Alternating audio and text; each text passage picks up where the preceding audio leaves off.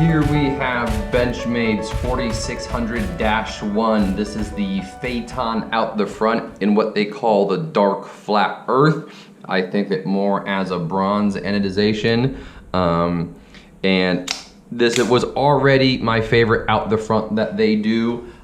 It doesn't have the dagger or dagger look to it. Nice drop point blade, and I love the texture here on the blade.